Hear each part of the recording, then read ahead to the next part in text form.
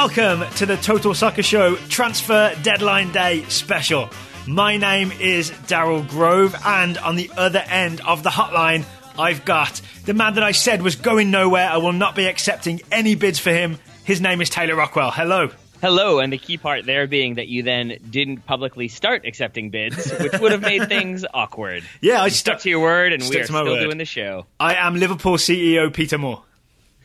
Yeah, that works. It's also worth noting because I think we've made jokes like this before, and I think people did get a little bit nervous that we were actually going to end the show. So, just so you know, this is all jokes, all lighthearted good times, but maybe less so for some of England's clubs and some of the world's biggest clubs. So you haven't followed Football Ramble or Football Weekly on Twitter or Instagram or anything like that, and you haven't unfollowed us, most importantly. I have not. And then the other key one is I don't believe my wife has followed any of those other podcasts. That's always the other one, is when the significant other starts following the new club. That's when you know something's up. She bought a Football Ramble t-shirt. Yeah, exactly.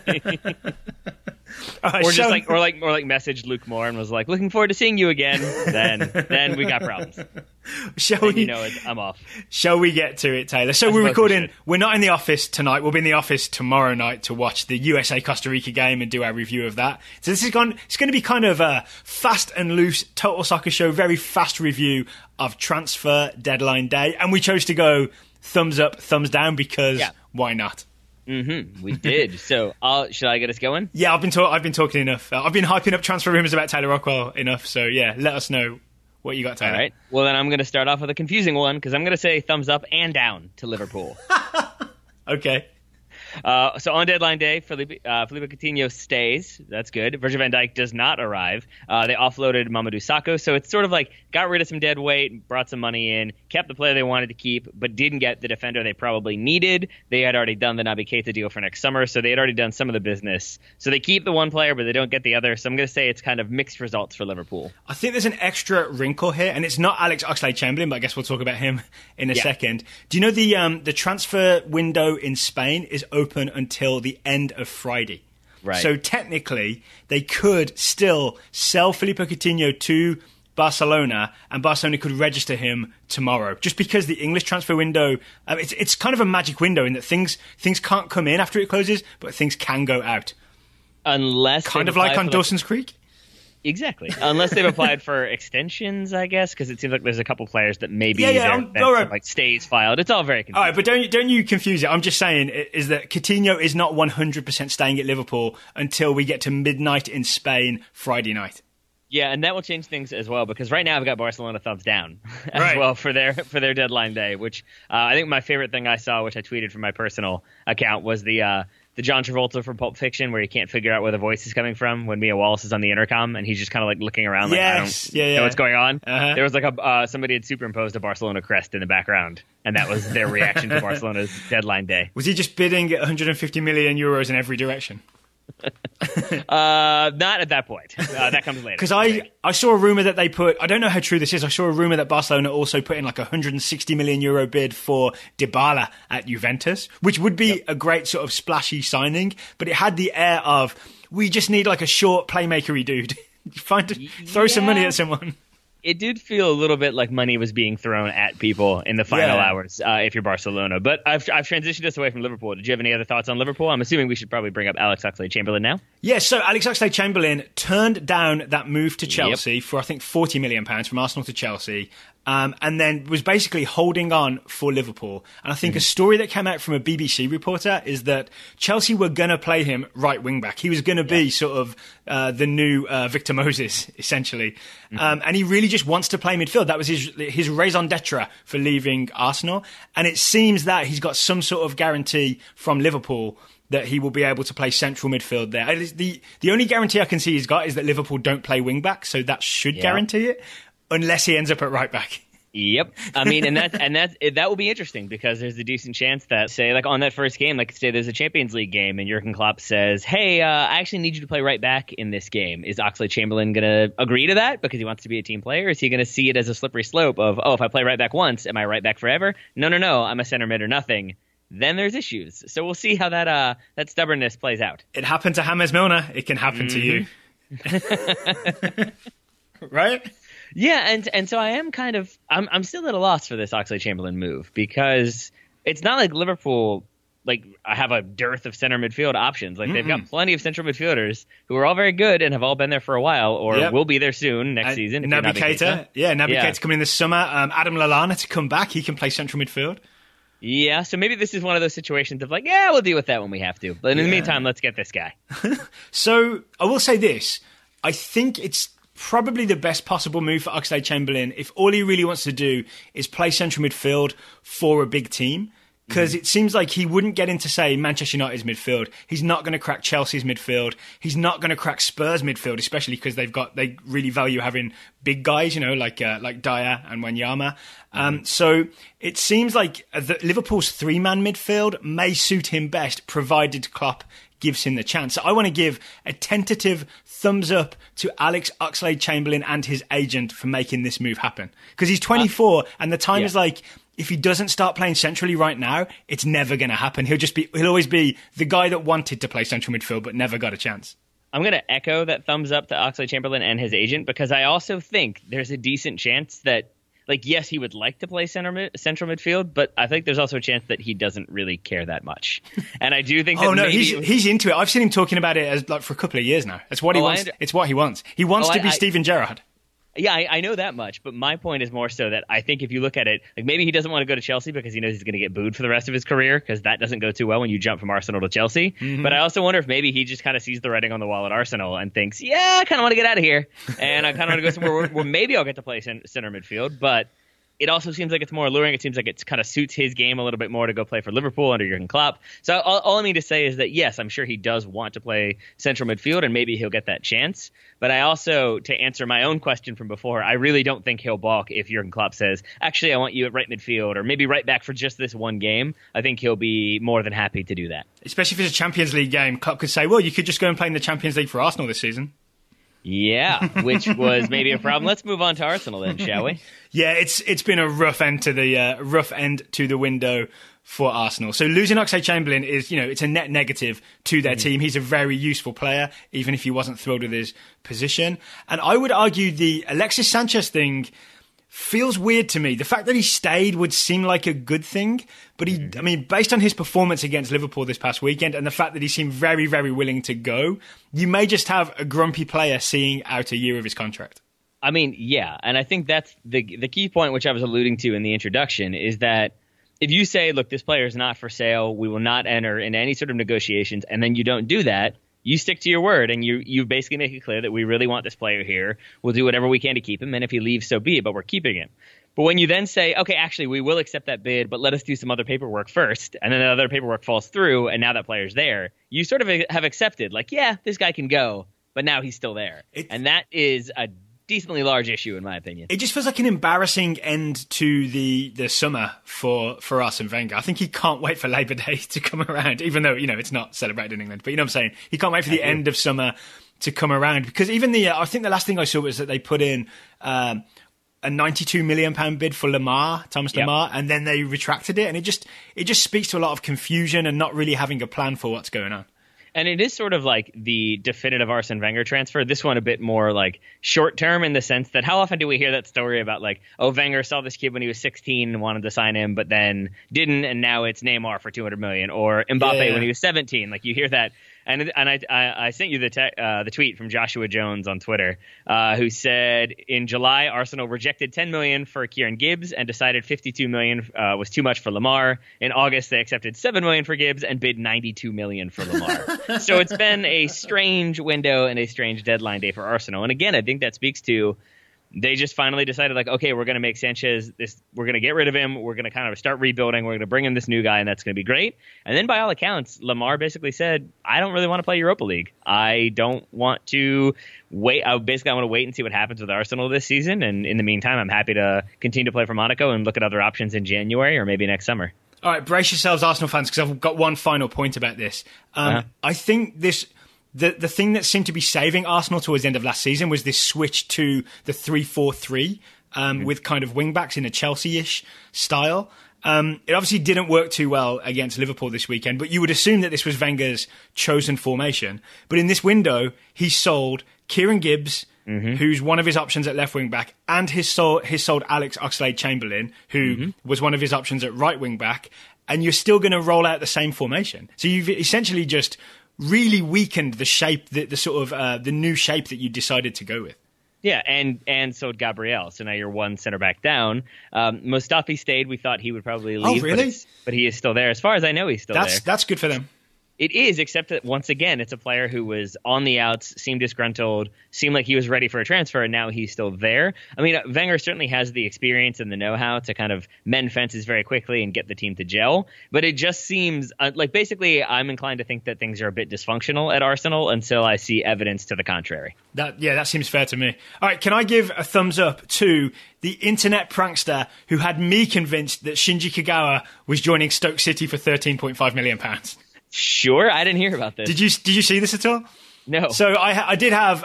So this is one of these sort of the vices of transfer deadline day. Is so we didn't record today. We weren't in the office today, right? It was one of my days to do some of my other freelance work. I really wanted to get down to it, but I found myself clicking the hashtag deadline day on Twitter just to keep seeing what was happening. I found it worryingly addictive. I just kept clicking it to see what was going on. And one of the things I saw a lot of was a photo of Shinji Kagawa holding a Stoke City jersey with a thing underneath of like he signs for Stoke for 13.5 million.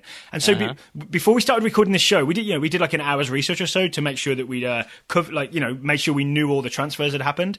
I kept trying to confirm that rumor, and I was constantly Googling like Stoke City, Shinji Kagawa, and there was nothing. There was no confirmation. So I went deeper on Twitter and I found what someone had done is photoshopped over a Borussia Dortmund jersey that he was holding when he rejoined from Manchester United, and just very, very expertly, I guess you do it with masks and stuff in Photoshop, put a Stoke City jersey in Shinji Kagawa's hands. Had me fooled.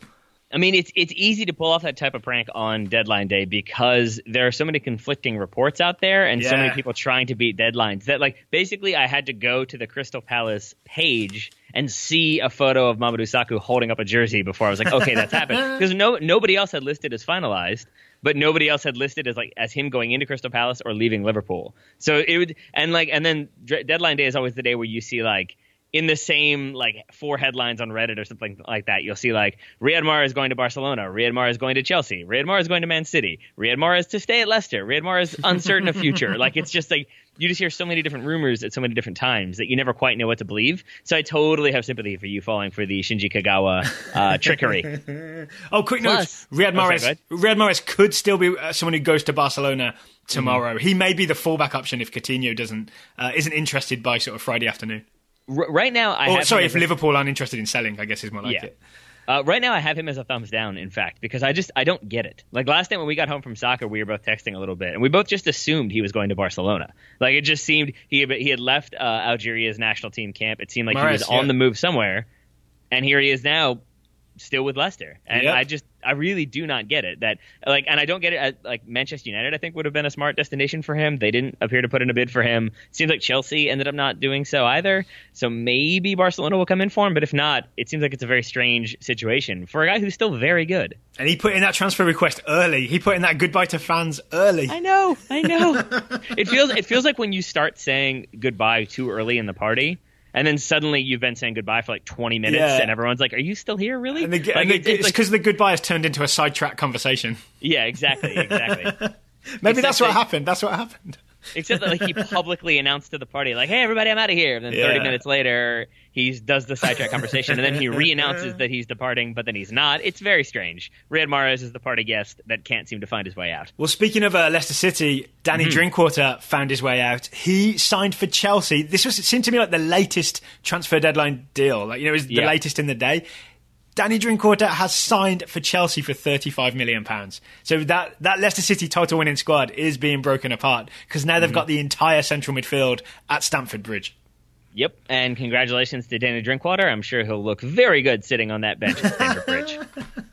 So, yes, I think that is a problem for Danny Drinkwater, but I think it's a huge thumbs up for Antonio Conte and for Chelsea, because I think what they've done there is they've strengthened their midfield with a very, very capable signing and someone, they can guarantee that he can play alongside N'Golo Kante, and yet he's not going to be a guy that's going to be demanding first team football. So they've essentially really strengthened the squad in the sense of depth and not causing who's going to start kind of problems. Yeah, you and I are going to disagree on this one. Why is that? I think Chelsea, maybe they'll publicly say they're happy to have gotten Danny Drinkwater. I think privately Antonio Conte is not thrilled with this transfer window. Why is that then?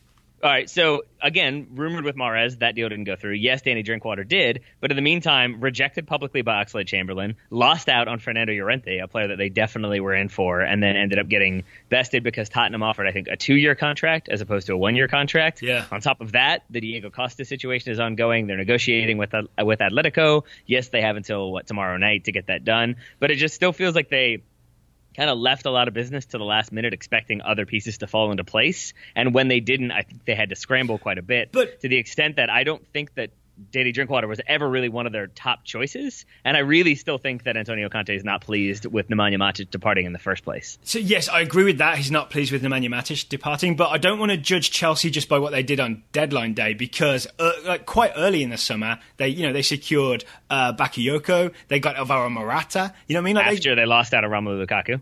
True, yeah, there's a lot of second choice options, but Morata's done absolutely fine so far, and I think Bakayoko is going to excel once he's fully fit. So I'm not sure it's all that bad. They also sign another right back today, David Zappacosta, I believe is how you pronounce it. I don't know anything about him except that he's a right wing back. So they're obviously looking for either an upgrade or some competition for Victor Moses. They wanted it to be the Ox, but they got the Zappacosta instead.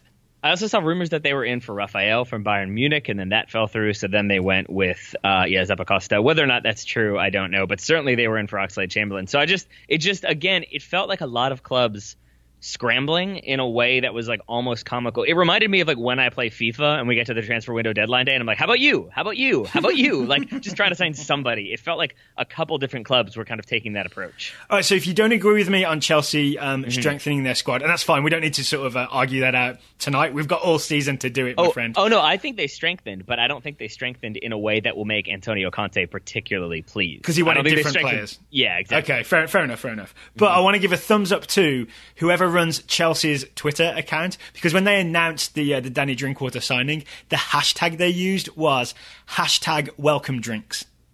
Do you have that phrase in the US? Like if someone's like a new employee, you take them out for drinks, like welcome drinks? I do not believe so, but okay. I got the joke anyway. Right, yeah. So I think that's one of those jokes that like genuinely works on two levels. I love those puns that are super satisfying, like they really work in multiple ways.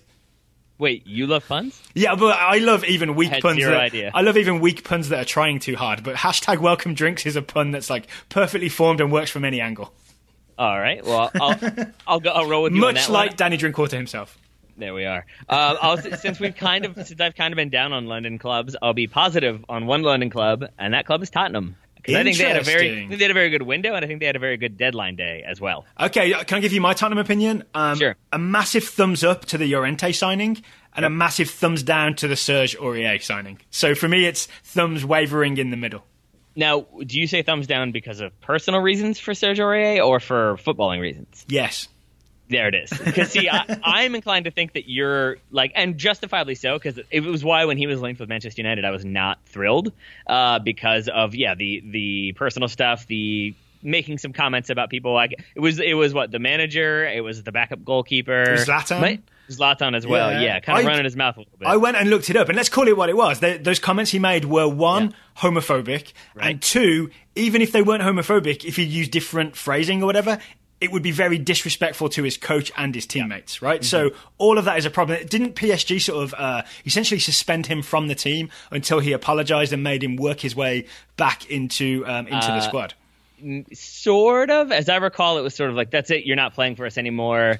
Our right backs are injured and we have a Champions League fixture coming up. Just say you're sorry, we'll be fine. And so to that end, like, I don't remember him ever really kind of going on record as saying, like, yes, that was a huge mistake. I think he may have gone with the, like, it was taken out of context and I didn't realize my friend was recording me. It was like, yeah, that's not still a great excuse, man. You're still saying things you shouldn't be saying. Yeah. Also, it can't be taken out of context if it's recorded in context. Well, I think, and not to defend him at all. Unless there's a piece of that video missing where he says, everything I'm about to say in the next 2 minutes, I mean the exact opposite. Have you seen, like, Bizarro World Seinfeld? It's like that. No, but what I mean is that I think his justification, again, not saying I agree with it, is that he was saying basically he didn't realize his friend was recording him. And I know, like, I have never said stuff like that, and I know you haven't either, but I know that we are both like a little bit looser in our conversation when it's just the two of us than when a stranger is around or somebody that we know is broadcasting what we're talking about to the world. I mean, does that make sense? We're recording this conversation right now, just so you know, just so you're fully informed. I had an inkling, so thanks for that. But anyway, is it when I open our conversations with hello and welcome, you know that they're going to be broadcast, right? I think it might be when I have a microphone in front of my face. That's kind of the giveaway. My other thing with this is it's not like Aurier's history, because he's also, he's a very good attacking right back. It's more that I was really excited about the prospect of Spurs losing Kyle Walker, but then promoting Kyle Walker-Peters. And then it was sort of that. Do you remember I had the whole thing on one show we did about how I loved that they didn't feel the pressure to spend and bring someone in. They were going to trust in the youth system. And sort of Pochettino is sort of, he hasn't backed me up on that.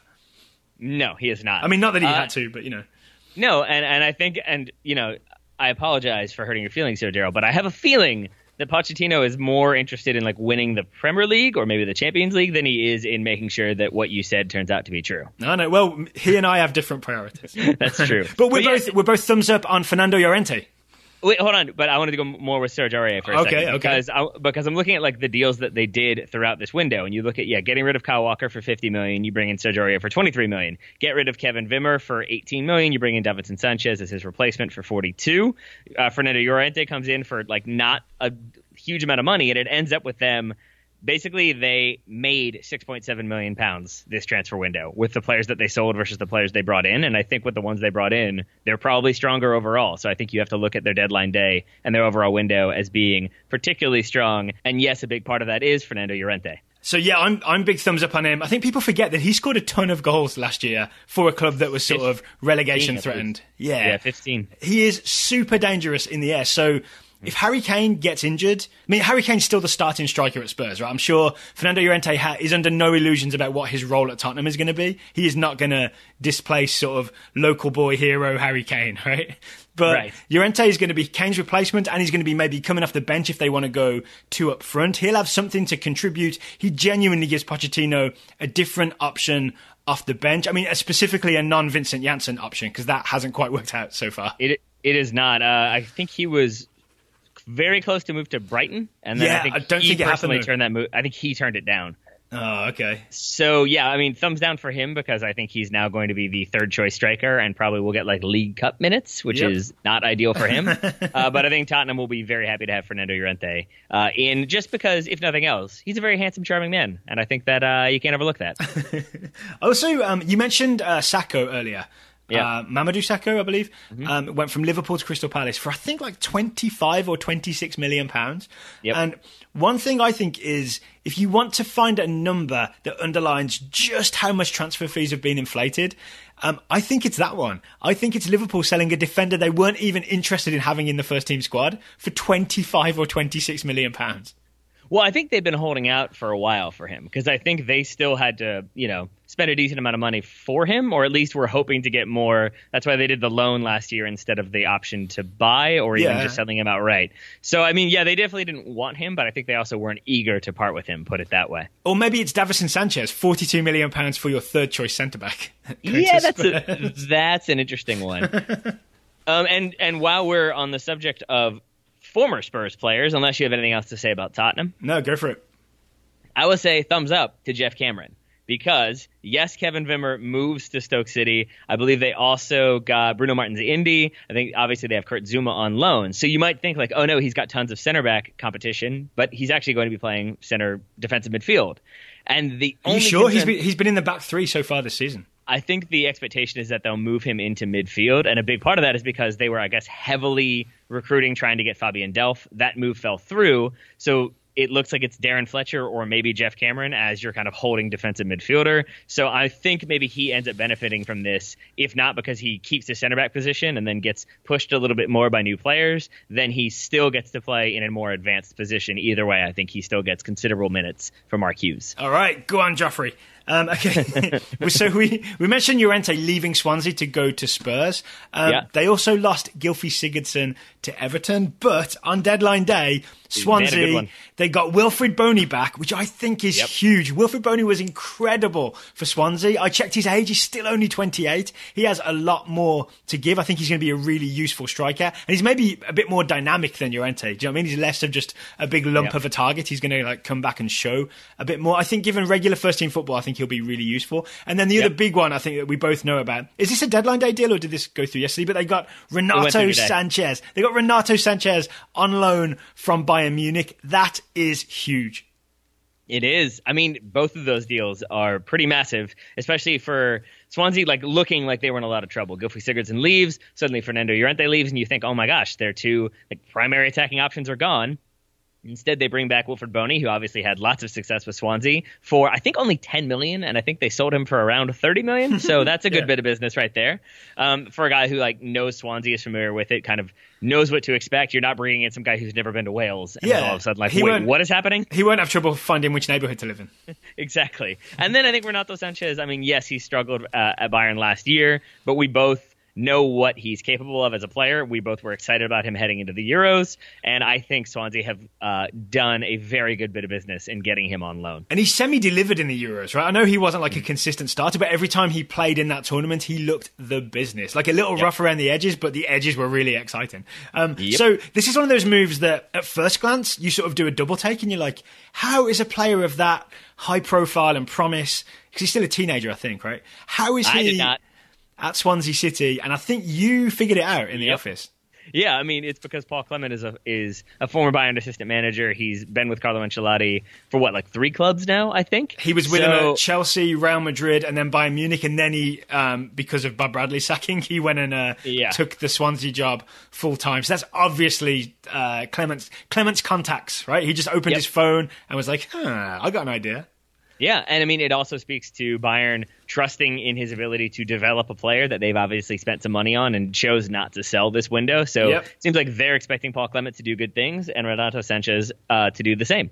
Yeah, because I guess, Ancelotti and Clement will have somewhat similar styles from working together, right? So it's an easy way for Sanchez to not say, for example, go and play for Tony Pulis for a season and come back, and then Ancelotti's very confused about why Sanchez keeps kicking the ball in the air. But also, when we started talking about this in the office, I think this is worth sharing with listeners.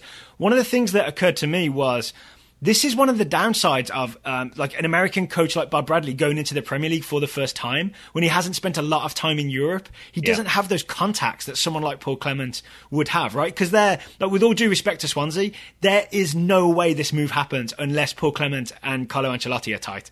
Never. Yeah. No, not at all. I mean, because no one's going to take a gamble on a coach they don't know, who might use a player, might not, might play them in a position they don't want him to. So you're going to maybe hold off a little bit on loaning a player to a club when, say, Bob Bradley's in charge versus when a manager that they have more faith in or at least more familiarity with is in charge. I'm arguing the conversation wouldn't even happen in the first place. It wouldn't occur to anyone to make this happen. Unless there was the personal connection that was there to begin with. That's probably true, yeah. Okay. How about I want to talk about a couple of moves that didn't happen. Sure. First one is Ross Barkley, who I've sort of had my eye on all transfer window, because this feels like a sort of pivotal moment in his career. Yeah. And the rumor, he basically he said he wanted to leave the club, right? And Ronald Koeman at Everton said, all right, that's your choice. You're not going to be involved at all until, you're going to be out the door. That's fine. I'm just going to get on with who I've got. There was rumours of a move to Spurs the whole time, and I think Spurs wouldn't meet the asking price. The stories I saw today were that Chelsea bid, I think, £35 million. And Ross Barkley was on his way there and then suddenly changed his mind. And I'm really curious about what happened. So he was determined to move. This is a big team. It's the champions, right, have come in for him. And Ross Barkley said no. So is this kind of what you were talking about? Maybe Antonio Conte didn't get what he wanted.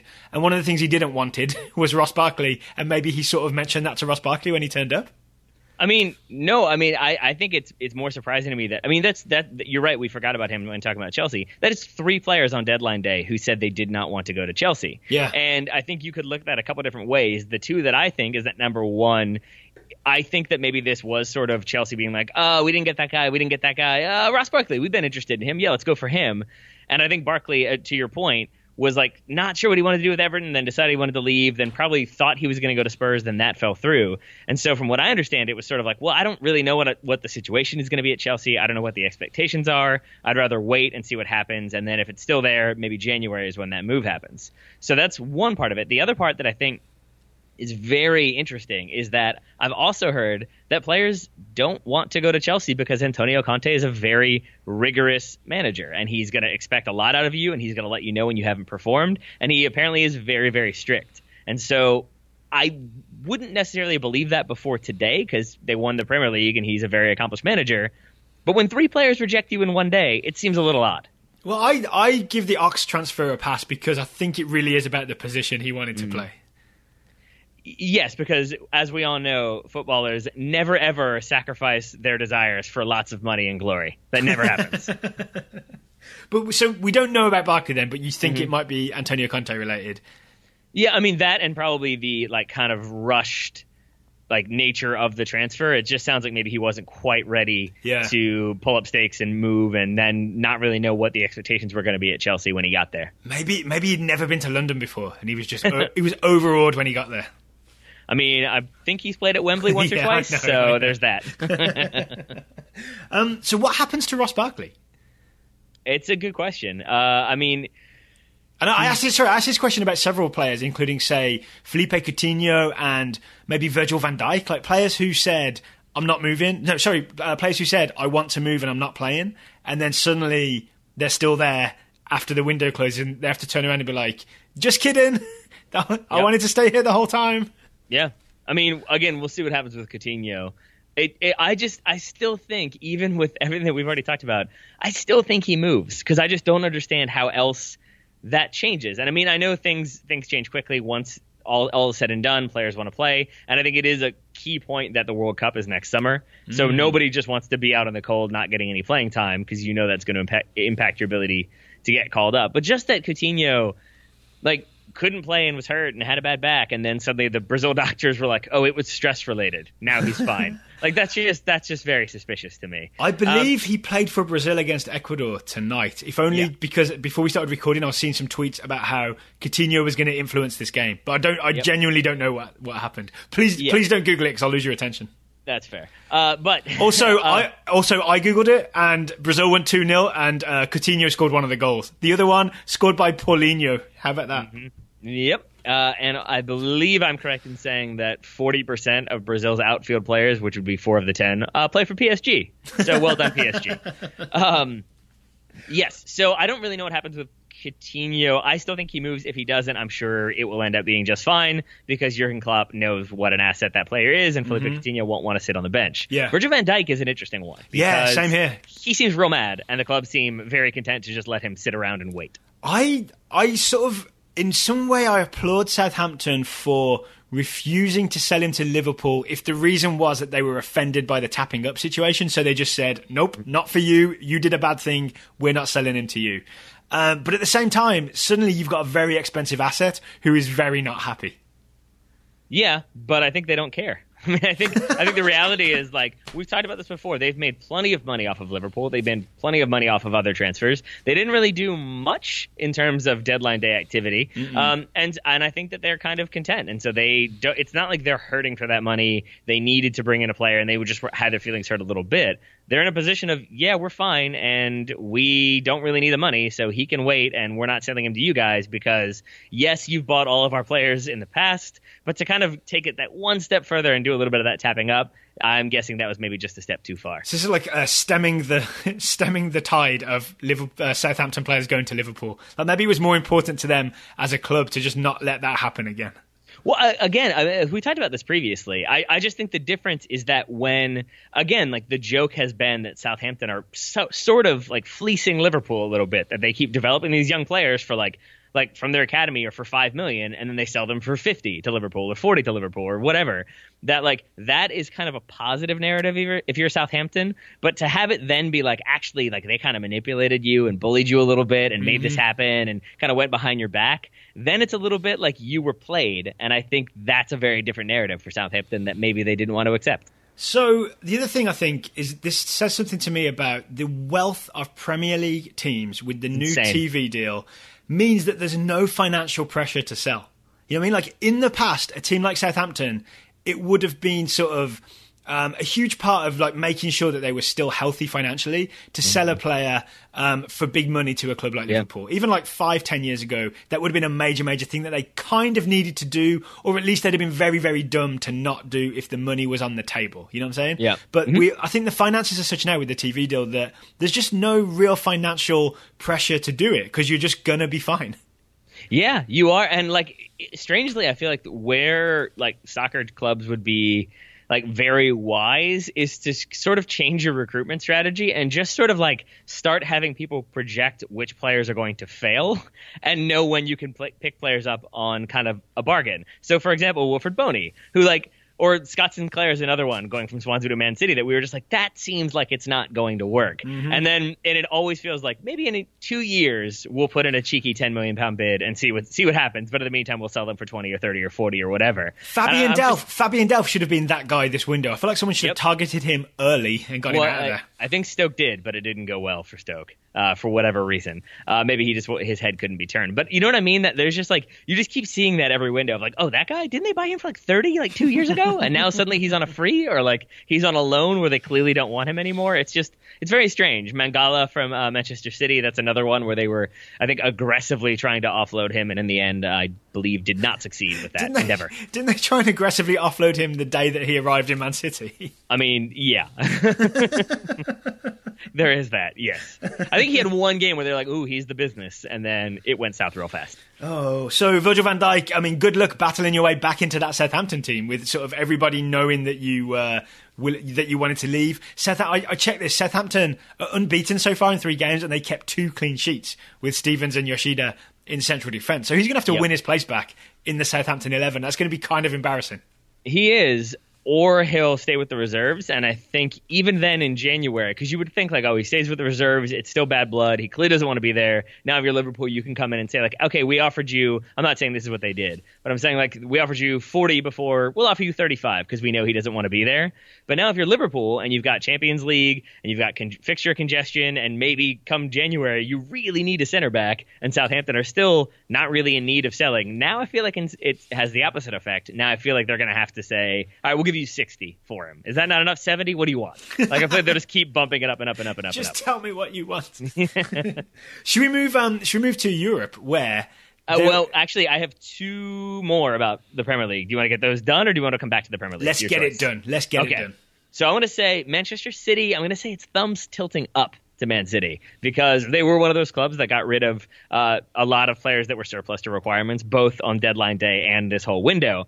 But I also think the Sanchez move sort of works out in their favor, because even though he still is at Arsenal, he clearly wanted to leave. By all accounts, he told his Chilean national team teammates that he was moving, that it was a done deal. So he clearly wants to move there, and now that's publicly been made clear. But I never heard, maybe you can contradict me or maybe I just missed it, but I don't think they ever said, like, yes, we're interested in selling Raheem Sterling or doing any sort of swap deal. So they never sort of put themselves in a position where it was like, all right, fine, we'll give you Sterling, you give us Sanchez, and then that fell through, and now you've got an upset Raheem Sterling. So it just seems like they put themselves in a position to get Alexis Sanchez in January. Either he does that pre-contract, and then they're going to get him on a free, or maybe Arsenal are just so desperate that they're like, fine, give us 20 million, whatever. Yeah, I think maybe they laid the groundwork to sign the pre-contract. Probably January 1st. You'll hear about that. Yep, that would be my guess. A happy new year for Pep Guardiola and Alexis Sanchez and both their agents. Yes, so that was one. And then my other one was, I'm going to say, significant thumbs down to Newcastle, because by all accounts, nothing, and that's the problem. Rafa Benitez, evidently Mike Ashley assured Rafa Benitez that he would, I forget what the phrasing was, but it was the equivalent of like, would have all the money in the world to spend, and that he would like, no penny would be left unspent if Benitez needed players. And instead their wage bill is smaller this season than it was last year when they were the championship. And so I've already seen multiple people, like I think betting sites are already taking odds on Benitez to walk away from Newcastle to become the next West Ham manager. Wasn't that my very specific prediction that Benitez would be first out and he would first manager to resign in the Premier League this season? And the reason being that he wasn't getting his transfer deals done that he wanted. Yeah, I thought you were saying, and then you bet on him taking over at West Ham. I was like, well done, no, I did not impressive. go that deep. Yeah, so I've started to see those rumors, and it just seems like he now he kind of has that goodwill. He stuck with them when they went down, even though that wasn't really his fault. Then he brought them back up, was promised funds. They weren't delivered. It just seems like things are going to go south for Newcastle, and it won't be Rafa Benitez's fault. So he'll have many suitors, I think, come mid-October would be my guess. So Taylor, we haven't talked about the biggest deal of all, the most, the one everyone's talking about. It's Alfred Ndiaye on loan from Villarreal to Wolverhampton Wanderers Football Club. I had that in my notes that you were going to make that joke. Huge thumbs up. Can you guess why I'm giving this a huge thumbs up? Because you like Wolverhampton? Because I like Wolverhampton, but can you guess why I'm so excited that Alfred Ndiaye has joined? Can I take 2 guesses? Yeah, I'll give you 2 guesses. Why not? All right. First of all, the practical one is that he was, with Hull City last season? Yes. And looked very good, looked like a capable player, so I think we'll do very well in the championship. And if I don't know this at all. To answer your first one, no idea. I did not pay attention to him at Hull, so I have no idea if he's any good. Then I feel more confident in my second one. I don't know this at all, but I'm guessing, is he not a George Mendes client? Ding, ding, ding, ding, ding. There it is. There it is. His agent is a wonderful, wonderful lady by the name of Jennifer Mendelovich. And as far as I can tell from some very light Googling, she is not affiliated with George Mendes. I could find out tomorrow that, she's part of some conglomerate that he's involved in. But it seems that this is a move that has happened independently of George Mendes. So Wolves are at least kind of branching out away from the sort of Mendes addiction that they've had for the last year or so. You're going to be really bummed out when it turns out that his cell phone was off and they just pressed through the transfer anyway, and now he's real mad. There is a big deal I wanted to talk about, though. Which one could it possibly be? It was confirmed today that Kylian Mbappe has gone on loan from Monaco to PSG with an almost obligation to buy. I think what I read is that the only way it won't be a buy next summer is if PSG get relegated.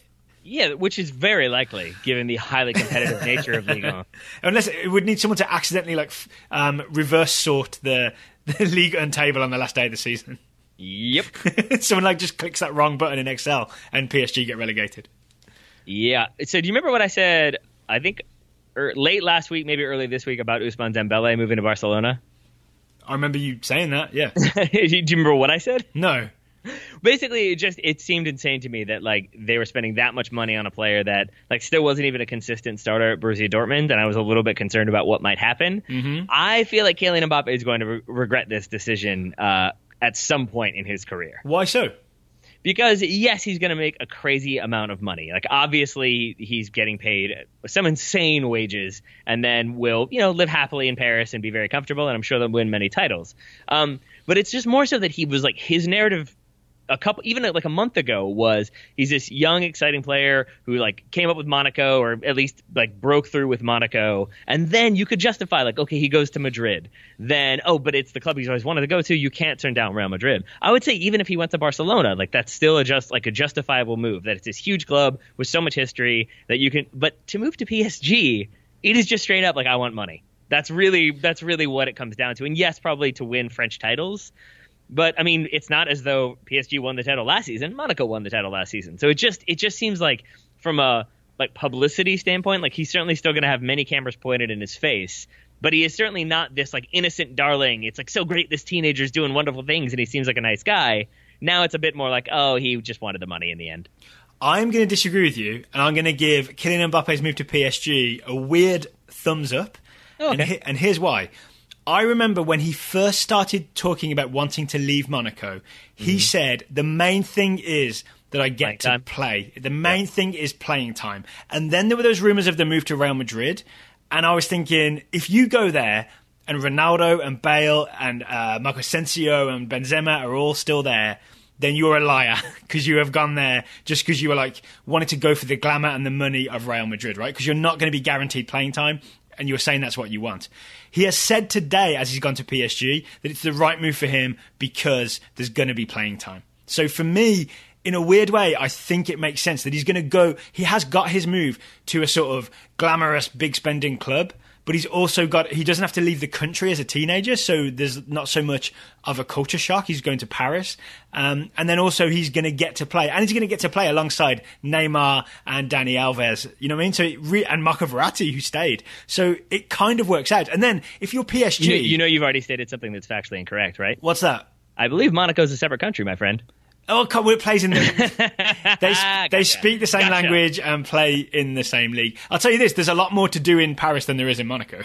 I'm not sure that's true either. It's definitely true. There's not as much... I'm probably going to get emailed, but Monaco's just basically full of rich people and tourists and casinos and the Grand Prix, whereas Paris has got a lot of culture about it. In the Mediterranean. Yeah, but you know what I'm saying? There's only so much of that you can take.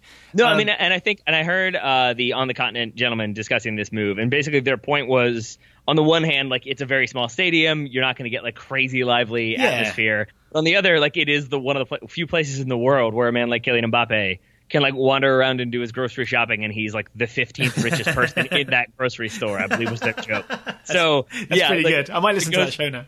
It goes both ways there. So no, I mean, I take your point, but by the same token, all of the rumors with Real Madrid were, from what at least we heard in the press, dependent upon Madrid getting rid of one of those front three. Because again, to your point, Zidane was saying, like, I don't want drama. If we're going to bring in Mbappe, we got to get rid of somebody. And I think it ended up coming down to his wage demands, that he wanted a crazy amount of money as his salary, and that was where the other story was, that he like demanded whatever he's demanding from PSG, and Real Madrid responded with, good luck at PSG next season. But so the other good thing is that there's not so much focus on him, because everyone's going to be focused on Neymar, and for good reason, right? World's most expensive player and all that sort of stuff. And then the final thing is, I want to give a thumbs up weirdly to PSG for this, because they lost Ligue 1 to Monaco last season. They were not happy about that. What can you do? You can do the old Alex Ferguson trick of just buy the best players from the other team. You know what I mean? This is like signing Robin van Persie. Except you're using wild loopholes in financial fair play to make it happen. Oh yeah, I mean, you don't think Fergie would have done that if he'd had the chance? I'm pretty sure he would. By the way, think the loan. By the way, to answer that, no, I don't. Okay. I mean, yes, he probably would have, but the reality is, like, I kind of am refusing to go along with that point, because I do think that this is ridiculous that they're able to do this. That PSG do not have that amount of revenue coming in to be able to buy Neymar and then make this move happen. And yes, it's a loan, and yes, all the other nonsense in there. But when we talked about this, it comes about because they're backed by an oil state, and you can do whatever you want in that situation. Yeah, I agree. So let's not get into that, right? But I agree. Well, one thing worth pointing out is, I'm not saying thumbs up or thumbs down to this. I'm saying I think the reason it's a loan for a year with buying next year is not because they want to try before they buy, right? They've seen enough of Kylian Mbappe. I think it's to sort of put off the beginning of the transfer fee a whole year so that they can sort of do something with the books. I mean, no, it's 100% so that he doesn't impact their financial fair play ruling this year. Yeah. Yeah, okay. So that's that dealt with then. Any other moves you want to talk about? I mean, I already mentioned Barcelona, that I'm just still sort of confused by the lack of activity, and it felt sort of like, because there were the rumors that Messi wanted 6 players gone, or 4 players gone, or 3 players gone, or however many, and there were some of those moves on where it sounded like Andre Gomes was just being like passed around, like anybody can have him on a free, anybody can have him on a loan. Please take him. He just packed his suitcase ready to go, right? And he packed for warm weather and cold weather. And I think in the end can just unpack his suitcase, as far as I understand. Seems like so. It felt like maybe Barcelona were trying to do some things either to make Messi happy or just to kind of settle the ship a little bit. And we'll see how things play out. As you said, they've got a few more hours to get things done. But right now, it's a question mark for me, a big question mark. I got a prediction. It's going to be a crazy day in Barcelona tomorrow. Yeah. There's going to be a lot of bids thrown around. And we'll see what happens by midnight on Friday. I guess, actually, by the time we record our USA-Costa Rica review, I don't want to commit us to anything, but we'll know by then, right, if something's happened. Because I think the window closes around the same time that USA-Costa Rica kicks off. Yep. So that's good. So we'll have more stuff to talk about, because obviously USA Costa Rica won't give us enough. I wanted to say one final thumbs up to, sincerely, all of the clubs that got their business done early. Because I mean, really, like, it is, if you're a fan, it's really exciting. If you're a fan of Tottenham, it's like, wait, is he coming or is he going? If you're a fan of Arsenal, like, oh, are we going to get Lamar? Like, it's an exciting story. City, obviously, with Alexis Sanchez. Like, all of those things make it exciting, but it is also, like, at its core, it is failing to get your business done until the very last minute. And like, while it's exciting to write your term paper on like 16 Red Bulls over like a 48-hour period without sleeping, it's not a sign that you've prepared that well. So clubs like Real Madrid, who weren't like out there trying to sign people at last minute for £200 million or whatever, like they got their business done early, and they are far and away the strongest team in Europe, in my opinion. Same goes for Bayern Munich, who, yes, they got rid of some players on deadline day, like Renato Sanchez. But again, they seem very stable and structured and ready to go for the season. And my guess would be that will play out over the long term. Kind of a final word on Arsenal is that they seemed like they got their business done early, right? When they got Lacazette and Kolasinac, it seemed like, oh yeah, those were the correct moves. Well done. So it seems like they're the kid that sort of started their homework early, but maybe didn't quite write the final paragraph. And then on the day before it's due, they were like, "Oh no, we didn't do that paragraph." And then it all went mad with Lamar and Oxlade-Chamberlain and Sanchez. Or like, and then they end up handing it in late and failing. Yeah. But I would go one step further, because it's not like they didn't do the final paragraph. It's almost like they thought the assignment for their English lit class was to read the first page of 4 different books and not read all of the 4 different books, because it seemed like there were obvious problems there that needed to be dealt with, and then they were kind of scrambling last minute. And in the end, question marks. Oh, it's like they did that quiz. You know that quiz that instructs you to do it's a list of 20 things, and there's 19 really complicated things to do, and the 20th one is ignore the other 19, just do this one. Oh. And the lesson is to read all the way to the end before you start the test. I feel like Arsene Wenger and Arsenal failed that test. Yeah, except I feel like that ignore everything else except for this one was number 3, and then they didn't even get that far. All right, final one for real this time. Thumbs neither up nor down, but driven into my temple in frustration.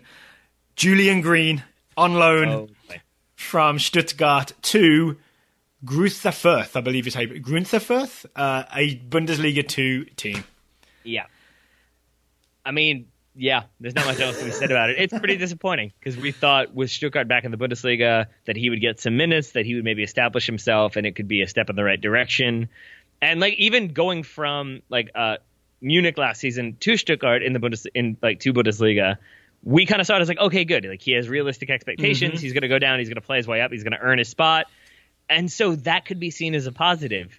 To do that and get promoted and then get sent to the Bundesliga 2 again, I don't know how you spin that as anything other than he's not ready for the Bundesliga. So yeah, I honestly, my first instinct was, oh good, he's going to drop down a level, because he did say, I'm doing this to get playing time. I have to be realistic. I want to play, and he's 22, and that makes sense. That's a sensible career move on the surface of it. But I thought, oh, good for him then. He's going to drop a level, he's going to play. And then I realised he did this last season. He did the exact same thing last season and didn't play that much for Stuttgart, and then was ruled sort of not good enough for the Bundesliga. So it's almost like he just keeps dropping a level, and we'll see where he ends up. Yep. It's not great. But we'll see. Maybe he comes back. Maybe he gets to the Bundesliga and things are fine. I texted you earlier to say that the irony here is that in the Landon Donovan versus Julian Green sort of stakes, we can now say that Landon Donovan was more successful in the Bundesliga. Because at least he played a few games in the Bundesliga for Bayer Leverkusen, and he went and played a few games for Bayern Munich when Klinsmann was there. Whereas I think Julian Green still hasn't actually played more than a game, or maybe no games, in the actual Bundesliga. I mean, he got those preseason friendlies.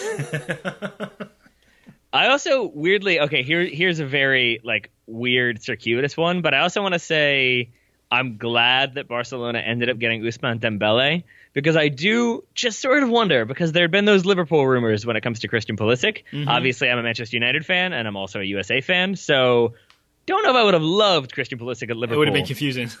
And I do wonder if maybe Ousmane Dembele leaving to go to Barcelona made it very clear to Liverpool and everybody else that there was no way that they were going to also sell Christian Pulisic. And I do wonder if maybe that's part of the reason why they've been very intent on hanging on to Felipe Coutinho, because maybe that was kind of the guy they wanted to think about bringing in. Jurgen Klopp obviously gave him kind of his first go at Borussia Dortmund, so you could understand why there would maybe be that connection there. So I do wonder if maybe next summer, if Christian Pulisic continues to grow the way he has been and his reputation continues to expand, if maybe there is a bid from Liverpool next summer. I also think there might be a thing next summer. This is very much projecting ahead, but people who know Christian Pulisic or who are sort of aware of his legend will be thinking, oh, this kid could light up the World Cup. Especially because he'll be one of those players who is such a focal point of a team that aren't realistic contenders to win it, but he'll probably have some shining star moment. He's exactly the type of player whose value can sort of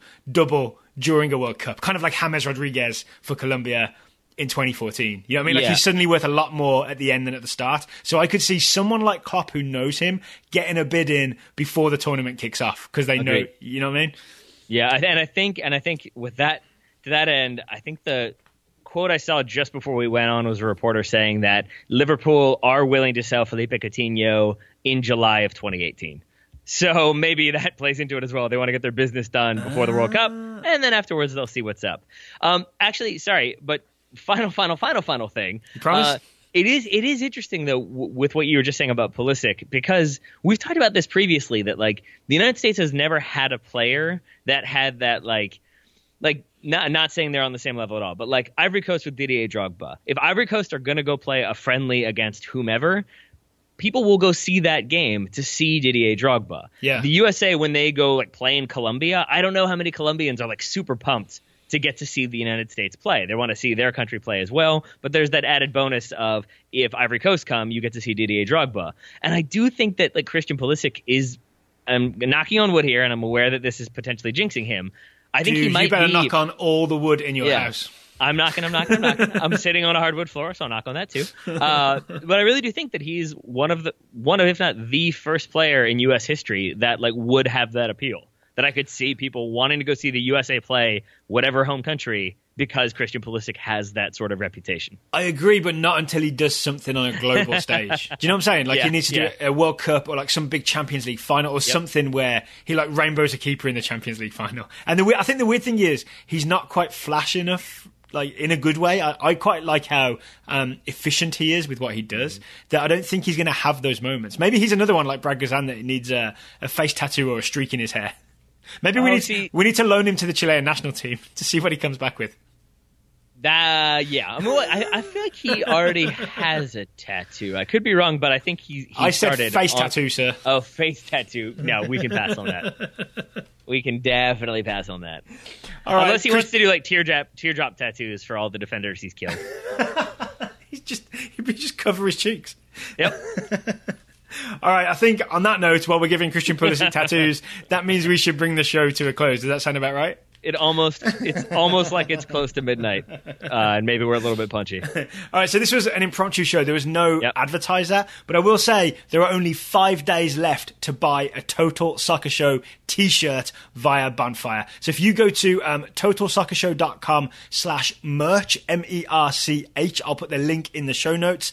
You can follow that and buy a Total Soccer Show t-shirt with our website logo on it. They really are really good looking t-shirts, and we've sold, I want to say, more than I expected so far. So we're really excited about the campaign. 5 days left to get involved and buy one. I like shirts. I'll get you on, Taylor. How about that? Please, I appreciate that. It's very generous of you, Daryl. Thank you. All right, Taylor Rockwell, thank you for taking the time to talk to me today and for not having your head turned by any of those big money bids. Of course. My pleasure, buddy, and right back at you. And I will see you tomorrow in studio, in office, to watch USA Costa Rica. Listeners will have a quick take, hot take immediately after the game, and we'll have a long review longer after the game. So thank you. And I was just going to say, everybody remember, kickoff is at 1 p.m. Eastern, or at least that's when coverage starts. Just kidding. What did we say again? Like 6:50, we think? 6:55 Eastern is kickoff time. Gotcha. 6:55 Eastern. And no one forget about Alejandro Bedoya. On that note, listeners, thank you for listening, and we'll talk to you again tomorrow.